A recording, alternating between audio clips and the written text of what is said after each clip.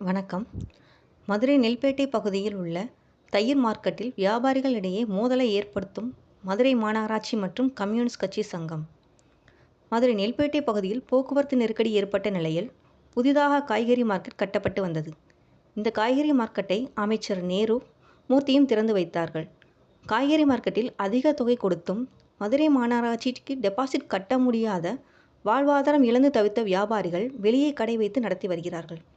அவர்களுக்கு ஒதுக்குப்புறத்தில் கடை ஒதுக்குவதில் பாரபட்சம் காட்டி வருகிறது மதுரை மாநகராட்சியும். கம்யூனிஸ்ட் கட்சி சங்கம் சார்பில் செயல்படும் தலைவர் கனிராஜா மற்றும் சர்க்கரை ஆகியோரால் வியாபாரிகளிடையே கைகலப்பு ஏற்பட்டு வருகிறது. மேலும் மதுரை மாநகராட்சி வியாபாரிகளிடையே சண்டை இழுத்துவிட்டு வேடிக்கையும் பார்த்து வருகிறது. இதற்குரிய நடவடிக்கையை மதுரை மாநகராட்சி ஆணையாளரும் விளம்பர பிரிய சித்ரா விஜயனும் மேற்கொள்வார்களா அல்லது வியாபாரிகள் சண்டை போடுவதை கைகட்டி வேடிக்கை பார்ப்பார்களா என்று மார்க்கெட் வியாபாரிகள் கேள்விகளை எழுப்பிய வண்ணம் உள்ளார்கள்.